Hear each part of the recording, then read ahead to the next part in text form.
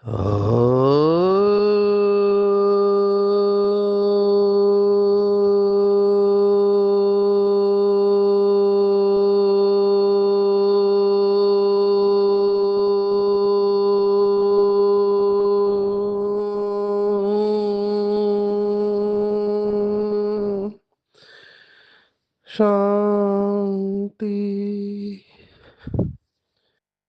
आज 17 जनवरी 2025 भारत में शुक्रवार है।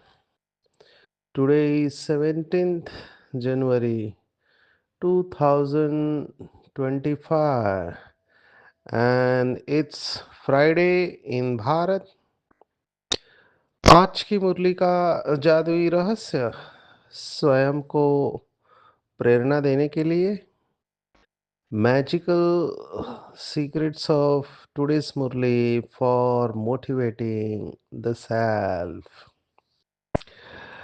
इस समय हम महाराष्ट्र के कोल्हापुर डिस्ट्रिक्ट में हैं। यहाँ पर सेवा का क्या कहेंगे, धुन लगी हुई है। बाबा ने इस स्थान को वरदान दिया है, कोल्हापुर सदा भरपूर। तो हर स्थान पर जब जाते हैं वहाँ के स्थान की विशेषता, आत्माओं की विशेषता देखते हैं और सचमुच में कमाल है बाबा का। बाबा ने हर एक बच्चे में ऐसी विशेषता भरी हुई है। मैं सोच सोच के गदगद होता हूँ कि बाबा ने इस आत्मा को क्या बनाया है। कल ही एक आत्मा से मिले, उनकी पढ़ाई 9वीं कक्षा हुई है लेकिन वो अपने स्किल्स के आधार पर यूनिवर्सिटी में सेशन लेते हैं, बड़े बड़े लोगों के सामने बोलते हैं ऑर्गेनिक फार्मिंग में, और 5 जगह पे मुरली सुनाते हैं। तो उनकी एक एक अनुभव सुन के मैं दंग हो गया कि बाबा इस आत्मा के द्वारा कैसे सेवा करा रहा है। और उसको भी बहुत नशा है, पीछे आने वाले हैं तो बहुत नशा चढ़ जाता है। और पूरा परिवार जब ज्ञान में चलता है तो उसका कमाल और ही होता है। एक एक बच्चे के बारे में मैं आपको सुना सकता हूँ। ऐसे यहाँ पर हमने बच्चे देखे, पूना में कॉन्फ्रेंस था।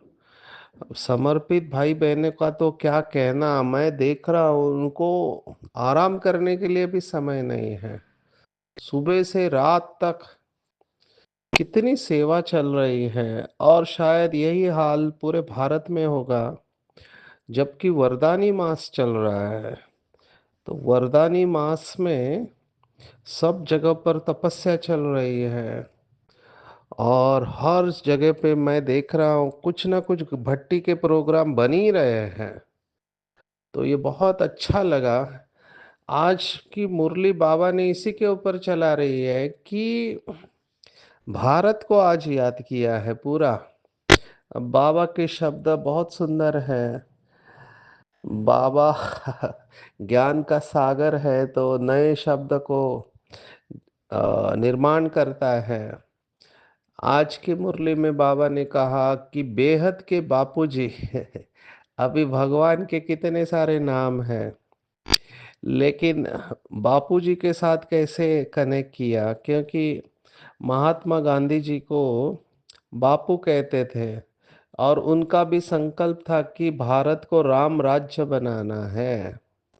लेकिन वो यथार्थ जानते नहीं थे। वो प्रार्थना में कहते थे कि पतित पावन सीताराम, तो सीता के राम को कहते थे। लेकिन बाबा जो कह रहा है वो है बेहद का बापूजी, ना कि सीता का राम। और बाबा यथार्थ रूप में भारत को राम राज्य बना रहा है। तो ये आज का क्रक्स पॉइंट है कि हम बाबा के बच्चे अपने तन मन धन से इस भारत को पावन भूमि या सुखधाम बना रहे हैं और सबको रावण की जेल से छुड़ा रहे हैं। ये आज की टेक होम पॉइंट है और इसी के विस्तार में पूरी मुरली गई हुई है। तो हमारा आज का टाइटल हम ध्यान में रखेंगे कि हम जैसे बाबा देखो कितनी निरंकारिता है, हमको बाबा से सीखना चाहिए ये सब गुण। मैं सोच सोच के सचमुच में गदगद होता हूँ कि इतनी हाईएस्ट अथॉरिटी शिव बाबा, जिसको ढूंढने के लिए लोग क्या नहीं करते, कितनी साधना करते हैं। भक्ति मार्ग में हम देखते हैं कि 1 सेकंड का दर्शन हो जाए, फिर भी वो होता नहीं है। भक्ति मार्ग में तो सिर काट के रखने के लिए तैयार है। वो काशी करवत मंदिर जो है, उसके बाद कहीं जाके उनको साक्षात्कार होता है, वो भी कुछ सेकंड का होता है। और समझते हैं हमने भगवान को पा लिया। लेकिन हम बच्चे कितना भाग्यवान है कि स्वयं भगवान जो जन्म मरण के चक्कर से न्यारा है, अजन्मा अभोक्ता अकर्ता है, वो खुद इस पतित दुनिया और पतित तन में आते हैं और कहते हैं कि मैं बच्चों का मोस्ट ओबीडिएंट सर्वेंट हूँ। कितना निरंकारिता का गुण है। और किसके बावजूद, जबकि हमने बाबा का इतना इंसल्ट किया, अपमान किया, सबसे बड़ा अपमान तो ये किया कि उसको सर्वव्यापी कह दिया, कण कण में कह दिया, है ना, कुत्ते बिल्ली में सब जगह पे उसको कह दिया। ये उसका सबसे बड़ा इंसल्ट है। और उसके बावजूद भी बाबा ने दिल से कहा कि मेरा बच्चा है, मीठा बच्चा है, सिकीलदा है। तो हमको ये गुण बाबा से उठाना चाहिए। और आज बाबा यही कह रहा है। आज का टाइटल है कि हम भारत के मोस्ट वैल्यूएबल सर्वेंट है। Most valuable. अभी देखो, जो भारत सरकार है उसके अंदर जो सेवा देते हैं वो भी गवर्नमेंट सर्वेंट कहा जाता है उनको, गवर्नमेंट सर्वेंट। लेकिन हम कौन सी गवर्नमेंट के सर्वेंट है? तो हम हाईएस्ट ऑलमाइटी गवर्नमेंट के सर्वेंट है। ये सर्वेंट शब्द मुझे बहुत अच्छा लगता है। सर्वेंट माना सर्व करने वाले, सेवा करने वाले। तो सेवादारी को कभी भी अहंकार नहीं आना चाहिए। अगर अहंकार आया तो गया। मुझे ऐसे बार बार लगता है कि बाबा हमको निरंकारी बना रहा है, हमारे अहंकार को ही खत्म कर रहा है। और अहंकार ही सब विकारों की जड़ है। अहंकार गया तो सब गया, आपने जीत लिया। इतना इम्पोर्टेंट है ये अहंकार। पर ये अहंकार जाने को बहुत टाइम लगता है। और जो सेवा करते हैं उनको निरंकारी रहना बहुत जरूरी है। किसी भी बात का अहंकार आ सकता है। इसलिए बाबा ने देखो टीचर्स को आगे रखा है, निमित्त रखा हुआ है। तो टीचर्स को भी लौकिक में देखो अपनी पोस्ट पोजीशन का अहंकार होता है। लेकिन बाबा ने टीचर को कौन सा शब्द इस्तेमाल किया कि टीचर नहीं है, निमित्त सेवाधारी है। क्योंकि सेवाधारी को अहंकार किस बात का आएगा? वो तो सेवा करने के लिए है ना। लेकिन सेवा का भी अहंकार आ सकता है। सेवा का भी अहंकार आता है कि मैंने सेवा किया, मेरे जैसी सेवा कोई कर नहीं सकता है। मेरे जैसा धन, अभी जिसके पास धन है वो धन लगाते समझते मैंने इतना धन लगाया।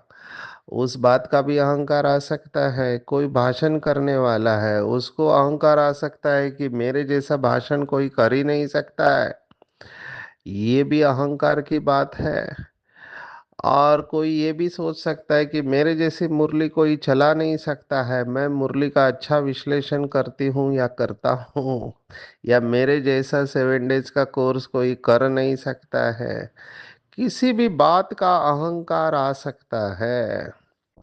इसलिए बाबा बार बार कह रहा है बाप समान बनना है तो बिल्कुल निरंकारी बनना है। बिल्कुल निरंकारी, ये गुण बहुत बड़ा है, निरंकारी बनना। जनवरी मास है, हम सब बाबा के बच्चे जानते हैं जो पुराने हैं कि बाबा ने जाते हुए 3 हमको टारगेट दिए थे कि बच्चे निराकारी, निर्विकारी और निरहंकारी बनो। ये तीनों एक दूसरे के साथ जुड़े हुए हैं।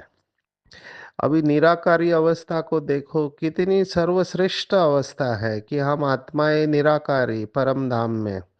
और बाबा ने एक मुरली में कहा था, निराकार सो साकार। माना निराकार आत्मा ने साकार शरीर धारण किया है, नॉट द वाइस वर्सा। माना साकार शरीर ने निराकार आत्मा को धारण नहीं किया है। तो निराकार आत्मा ने साकार शरीर को धारण किया। तो ये बाबा ने एक मुरली में दिया था, निराकार सो साकार समझो या सारथी समझो। तो निराकारी जितना बनते जाएंगे उतना प्यूरिटी एक्टिवेट होते जाएगी। जो भी बाबा के बच्चे पवित्रता के साथ स्ट्रगल कर रहे हैं उनको निराकारी अवस्था के ऊपर चिंतन करना चाहिए। शरीर के भान में आकर्षण रहना ही है, मैं पुरुष हूँ स्त्री हूँ। तो जब आप निराकारी अवस्था में जाएंगे तो बिंदी बिंदी से क्या रहेगा, आकर्षण खत्म हो जाता है वो। तो निराकारी अवस्था जितनी रहेंगी उतना निर्विकारी ऑटोमेटिकली अवस्था है ये। क्योंकि निराकारी ही निर्विकारी बन सकते हैं, और निर्विकारी माना निरहंकारी। लेकिन मुझे आश्चर्य तब लगा तो बाबा ने कहा, वो निराकारी निर्विकारी छोड़ो, पहले निरंकारी बनो। तो बाबा ने निरंकारी को बहुत टॉप मोस्ट वेटेज दिया है। फिर मैं भगवत गीता का चिंतन कर रहा था तो उसमें भी एक श्लोक जो मैं बहुत बार सुनाता हूँ, वो तीसरे अध्याय का 27वां श्लोक है, 27th verse of third chapter of Bhagavad Gita, Karmayoga. उसमें भगवान उवाच है, अहंकार विमूढ़ात्मा कर्ता हम इति मन्यते। जो अहंकारी आत्मा होता है वो अपने को कर्ता समझता है कि मैं सब कुछ कर रहा हूँ। जैसे हथ के परिवार में समझो पति पत्नी है, पत्नी अगर हाउस वाइफ है और पति पैसे कमाता है, which was usual scenario earlier. माना हमेशा ऐसे होता था कि पति जाकर धन कमा के आता था और पत्नी को देता था, पत्नी घर चलाती है। लेकिन वो पति को अहंकार रहता है कि मेरे पैसे से घर चल रहा है, तो उसका ही आवाज चलता था घर पे, बाकी सबको चुप रहना पड़ता था। लेकिन अभी पति पत्नी दोनों कमाने लगे हैं, तो कई लोगों को लगता है मेरे वजह से ये चल रहा है। महाराष्ट्र में अभी यहाँ कोल्हापुर में हूँ तो यहाँ की स्टोरी सुनाते हैं। यहाँ पे एक राजा होके गए बाबा, जिनको मुरली में याद करते हैं, छत्रपति शिवाजी महाराज। अभी उनके नाम में भी शिव है। उनका जीवन पूरा इंस्पिरेशनल है। इनके ऊपर मूवीज भी बनी हुई है, और मैनेजमेंट भी इनके कोट्स देते हैं। मैनेजमेंट में छत्रपति शिवाजी महाराज के प्रिंसिपल्स के बारे में भी बताते हैं। ये महाराष्ट्र कर्नाटक में इन्होंने 350 किले बनाए थे और मुगलों को यहाँ पे रोका था। वो बेचारा औरंगजेब पूरे भारत के ऊपर राज्य किया लेकिन यहाँ पे जीत नहीं पाया, केवल छत्रपति शिवाजी महाराज और उनके साथ जो उनकी सेना थी उनके वजह से। और आखिर में उसका ये सपना अधूरा रह गया और उसका शरीर यहाँ पर ही छूटा, पर वो महाराष्ट्र को जीत नहीं पाया। तो ऐसे छत्रपति शिवाजी महाराज बहुत सारी विशेषता थी, लेकिन एक बार उनको भी अहंकार आ गया कि वो बहुत दान करते हैं। तो उनके गुरु ने कहा, अच्छा अभी इनका अहंकार उतारना पड़ेगा। फिर उनको बोला, अभी अलग अलग कहानियां बताई हुई है। तो उन्होंने कहा, हम सब प्रजा का ध्यान रखते हैं, सबको खिलाते हैं वगैरह वगैरह। तो उनके गुरु थे समर्थ रामदास स्वामी। वो उनको एक पत्थर के पास लेकर गए और बोला, इस पत्थर को फोड़ो। तो जैसे ही उन्होंने पत्थर को फोड़ा, उसमें से एक मेंढक बाहर आया। तो पत्थर के अंदर वो था। तब उन्होंने कहा, अच्छा इस मेंढक को भी आप ही खिलाते हो, इस पत्थर के अंदर उसको पानी खाना सब आप दे रहे हो। तब उसकी आंखें खुल जाती है। तो कहने का भाव है, ऐसी कथाएं भक्ति मार्ग में भरी पड़ी है अहंकार को खत्म करने के लिए। और बाबा को भी पता है कि अहंकार अगर बच्चों को आ गया तो इनकी साधना खंडित हो जाएगी। देखो, साकार बाबा का दिन है। हम जनवरी मास में सभी ब्रह्मा बाबा की कहानियां सुनते हैं। आपको सुनना चाहिए दादियों से कि बाबा ने क्या क्या अनुभव कराए, कैसे अभिमान तोड़ा है। बाबा तो मुरली में ये कहता था कि 36 छत्तियों वाला कपड़ा आपको पहनना चाहिए, माना जहां पर 36 जगह पे पटा हुआ है और उसको हाथ से स्टिच किया हुआ है। क्यों? ताकि अभिमान खत्म हो जाएगा। और बाबा ने, देखो, बाबा की कन्या जिनको परदादी कहते थे, निर्मल शांता दादी, अभी ये रॉयल घराने के लोग हैं। इन्होंने तो जमीन के ऊपर भी पैर नहीं रखे थे, मखमल के ऊपर। तो ऐसे लोगों से बाबा ने क्या कराया? बर्तन मांजे। माना दादियाँ कहती थी कि वो जो बर्तन इतने बड़े होते थे, उसके अंदर घुसकर उसको धोना पड़ता था। क्या नहीं किया, इनसे जूते सिलवाए बाबा ने। अहंकार टूट जाना चाहिए। फिर हमारी दादी ने तो, ये परदादी ने ट्रक भी चलाया है। आप सोचो, 100 किलो की बोरियां उठाई है। ये सब क्यों किया? ताकि ये अहंकार और नाजुकपना निकल जाए। नहीं तो बहनें अपने को नाजुक समझती है। तो बाबा ने एक बार बोला 100 किलो की बोरी उठाओ। अभी बहनों ने कहा बाबा हम तो बहनें, ये भाइयों का काम है, अभी 100 किलो बहुत होते हैं। लेकिन बाबा ने फिर उनको याद दिलाया, क्या तुमने भाई का शरीर कभी धारण नहीं किया है? तो भाइयों के संस्कार नहीं है तुम्हारे अंदर, उसको जागृत करो। तब बहनों ने थोड़ा दिमाग लगाया। चार बहनों ने चार कोने में पकड़ के, मेरे सामने वो चित्र आ रहा है कि कैसे 100 किलो की बोरी उठाई होगी बहनों ने। तो वो नाजुक नेचर को भी बाबा ने बदल दिया और लीडर्स बनाया बहनों को। और भाइयों में, अंग्रेजी में एक शब्द हम इस्तेमाल करते हैं मनोविज्ञान में, मेल ईगो होता है। क्योंकि अभी तक पुरुषों ने डोमिनेट किया हुआ रहता है, तो उनको वो डोमिनेशन का संस्कार जाता नहीं है। तो अभी देखो, किचन में भाइयों को रख दिया और बहनें सेंटर चला रही है। तो ये एक प्रकार का बैलेंस है कि बहनों के अंदर लीडरशिप क्वालिटीज, माना नेतृत्व गुण का विकास हो। और वो हमेशा पीछे रहती थी, तो उनको आगे लाया। और भाइयों के अंदर का अहंकार कम करने के लिए उनको बोला चलो आप खाना बनाओ। तो हमारे देखो, बड़े बड़े महारथी किचन में, जैसे सूरज भाई है या आतम प्रकाश भाई है, रामनाथ भाई है, इनको किचन में ड्यूटी दे दिया। एक टोली बना रहे, दोनों एक भोजन बना रहे हैं। ये कितना अच्छा बैलेंस बाबा ने लिया। लेकिन इसके पीछे का सीक्रेट समझना चाहिए कि अहंकार, अहंकार ऐसे नहीं कि बहनों में नहीं होता है। अहंकार किसी में भी आ सकता है। भाई हो या बहन, या आत्मा का अवगुण है, अहंकार ऑटोमेटिकली आ जाता है। अभी इसके बारे में अंग्रेजी में कहावत है, बहुत सूक्ष्म है, हमने पहले भी देखी है, वर्थ रिपीटिंग। वो अंग्रेजी में कहते हैं कि people have ego of their knowledge but they do not have knowledge of their ego. इसका भाव है कि लोगों को अपने ज्ञान का अहंकार हो जाता है, लेकिन अहंकार का ज्ञान नहीं है। इतना सटल ये अहंकार होता है। तो हम सर्वंट शब्द के ऊपर देख रहे हैं कि हम सेवाधारी है। हम सब निमित्त सेवाधारी है। तो अपने को निमित्त समझेंगे तो ये अहंकार खत्म हो जाएगा। माना बाबा ने इस बात को तो कर्मातीत अवस्था के साथ जोड़ा है। मैं इन मुरलियों के ऊपर चिंतन करता हूँ तो मैं सोचता हूँ कितनी गहरी पॉइंट है कि करण करावनहार बाबा है, मैं निमित्त हूँ। तो निमित्त बनने से निर्माणता का गुण ऑटोमेटिकली आ जाएगा, क्योंकि तुरंत पता चल रहा है कि मैं कुछ नहीं कर रहा हूँ, कराने वाला करा रहा है। अभी हम सेवा पर रहते तो हम ये स्पष्ट अनुभव करते, कई बार यह अनुभव हुआ है कि हमारी कैपेसिटी नहीं है। जैसे यहाँ पर मैं देख रहा हूँ लगातार नॉन स्टॉप प्रोग्राम रख रहे हैं।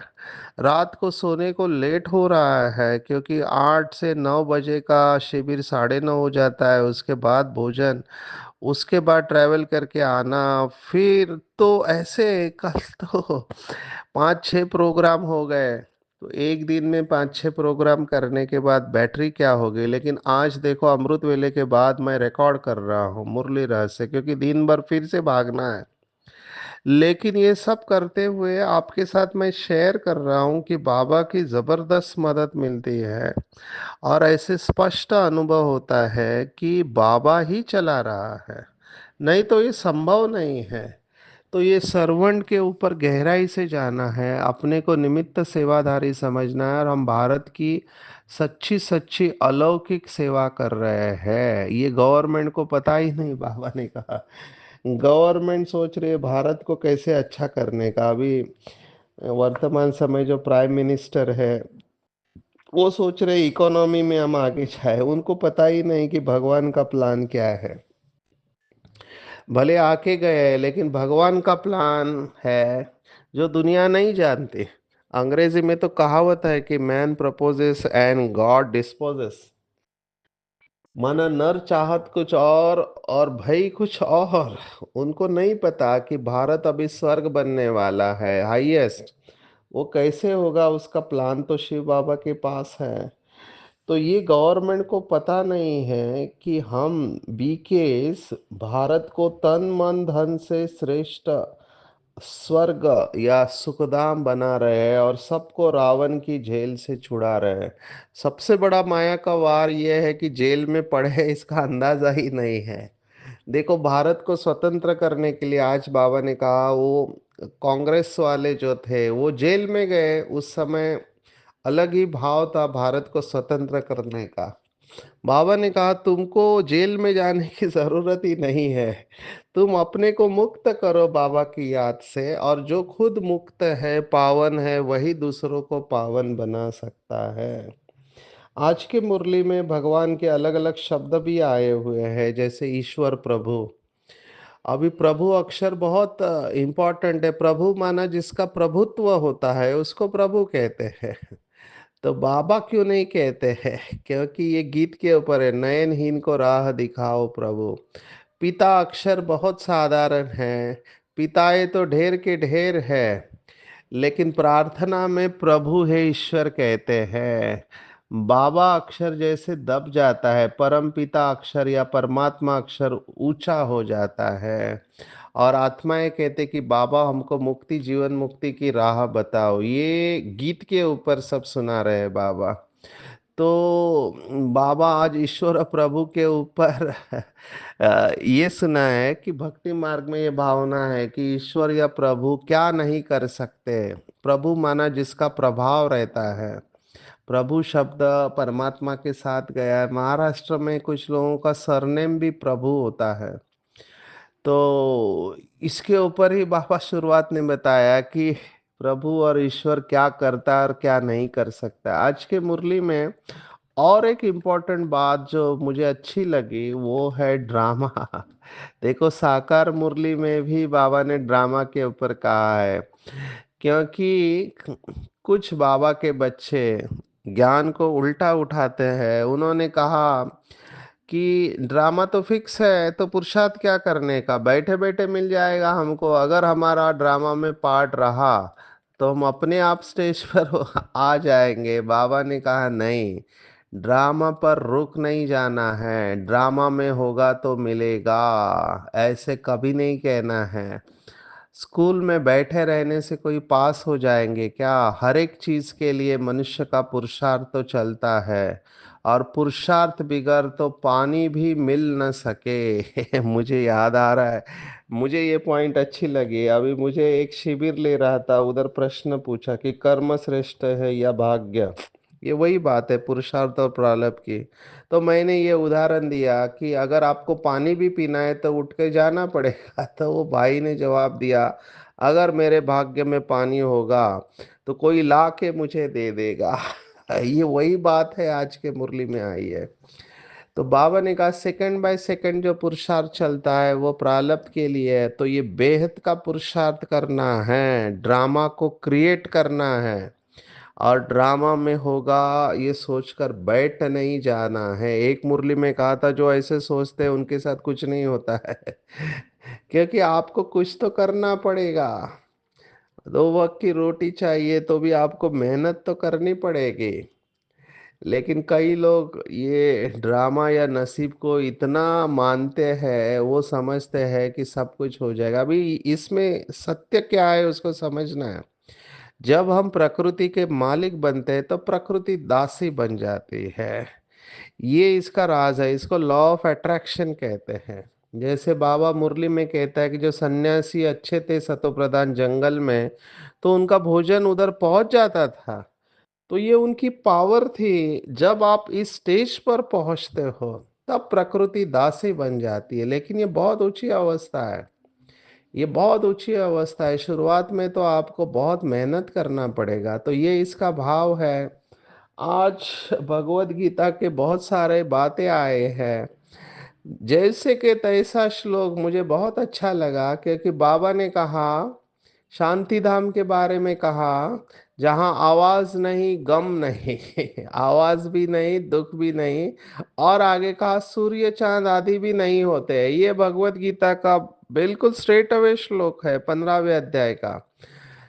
तद्धामम परमम मम, वो परम धाम मेरा है, न शशांको न पावका। माना वहां चंद्र नहीं है, सूर्य नहीं है। बाबा ने वही वैसे के वैसे बात आज बता दी।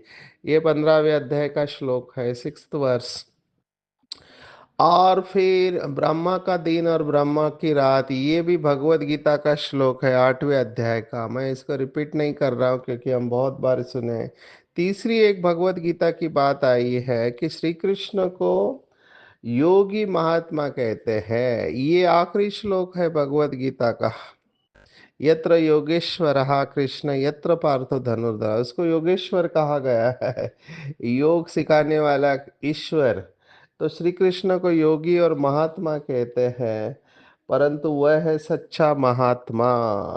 ये बाबा ने आज कहा है। और विशेष बात कही है कि यहाँ पे हर एक को महात्मा कहते हैं। अभी कोई भी साधु होगा, उसने अगर ऑरेंज कपड़े पहने भगवा, तो उसको तुरंत बोलते हैं कि ये तो जैसे महात्मा है। किसी को भी महात्मा कहते हैं। बाबा ने स्पष्ट कहा, महात्मा केवल सतयुग में होते हैं, यहाँ कोई महात्मा हो नहीं सकते। अब ये सबको लागू पड़ता है, हमको ओपनली नहीं कहना चाहिए, क्योंकि बापूजी को भी महात्मा कहते थे। पर बाबा की महात्मा की डेफिनेशन है, महात्मा माना जो पवित्र है।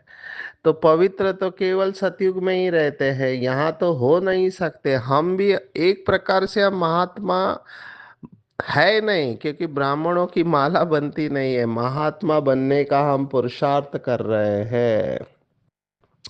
आज निर्गुण को भी याद किया है, निर्गुण नाम की संस्था है।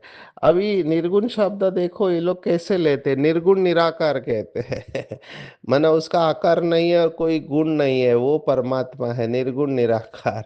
निर्गुण का अर्थ ये है कि जो मनुष्य आत्माओं में गुण है वैसे गुण नहीं है परमात्मा में। वो सागर है ना। और वो कभी उसको संपूर्ण निर्विकारी टाइटल भी नहीं दे सकते, सदा पवित्रता का सागर है। तो निर्गुण शब्द का अर्थ नहीं समझते हैं। आज उस पठान की भी बात बाबा ने की। पाकिस्तान में पठान था, तो उसको साक्षात्कार हो जाता था, वो सतयुग में जाता था और उधर उसको फूल दिखाई देते थे। तो अल्लाह के बगीचे के फूल, ये समान इससे हम ले सकते हैं कि हम भी भगवान के बगीचे के खुशबूदार फूल है। विशेष आज वरदान है कि पावरफुल वायुमंडल बनाने के लिए अव्यक्त रूप की साधना जरूरी है। तो अव्यक्त की साधना माना बार बार अटेंशन की तपस्या चाहिए, अटेंशन। और ये अव्यक्त स्वरूप की साधना से वायुमंडल सचमुच में पावरफुल हो जाता है। एक भट्टी में कई बहनें अव्यक्त स्टेज में गई, तो वो आवाज में आना ही नहीं चाहती थी। उनको पूछा क्या हुआ, तो बोलता है हमको इतना अच्छा लग रहा था, बोलने का दिल ही नहीं कर रहा था। तो ये शक्तिशाली वायुमंडल बनाने की तपस्या आज बाबा ने करने को कहा। इससे हम व्यर्थ और व्यक्त बातों से परे चले जाते हैं, और इसके लिए एकाग्रता की शक्ति चाहिए। ये दोनों एक दूसरे को फीड करते हैं। अव्यक्त से आप एकाग्र हो जाते हैं, एकाग्रता से बाबा ने जैसे संडे के मुरली में कहा था, फरिश्ता अवस्था का अनुभव होता है, बाप की प्रत्यक्षता हो सकती है। मनसा को प्रोग्राम देना है, मन को खाली नहीं छोड़ना है। खाली मन शैतान का घर होता है। अपने मन को समर्थ संकल्पों में बिजी रखेंगे तो मन अपसेट होने का उसको समय ही नहीं मिलेगा। मन सदा सेट और एकाग्र है तो स्वतः अच्छे वाइब्रेशन फैलते हैं, स्वतः ही सेवा होती है। तो आज की पूरी मुरली में टिक हो कि हम बाप समान मोस्ट वैल्यूएबल सर्वेंट है। सर्वेंट समझना है, हम निमित्त सेवाधारी है, करण करावनहार बाबा है। हम गुप्त रूप से श्रीमत पर, बेहद की बाबूजी के श्रीमत पर, शिव बाबा के श्रीमत पर भारत की अलौकिक सेवा कर रहे हैं। भारत को पावन भूमि सुखधाम बना रहे हैं। ड्रामा कहकर बैठ नहीं जाना है। बेहद के पुरुषार्थ करना है, बेहद की सुख की प्राप्ति के लिए। बाबा जैसे सिंपल है, निराकारी और निरहंकारी है, हमको भी निराकारी, निर्विकारी और निरहंकारी बनना है। अव्यक्त स्वरूप की साधना करनी है, व्यक्त भाव में नहीं आना है। मैं अव्यक्त फरिश्ता हूँ, बार बार अटेंशन देना है। एकाग्रता से बाप को प्रत्यक्ष करना है और मन को अपसेट होने के बजाय सेट करना है। उसको समर्थ संकल्पों में बिजी रहेंगे तो वो शक्तिशाली हो जाएगा, एकाग्र हो जाएगा और स्वतः अच्छे वाइब्रेशन फैलते रहेंगे। अच्छा, ओम शांति।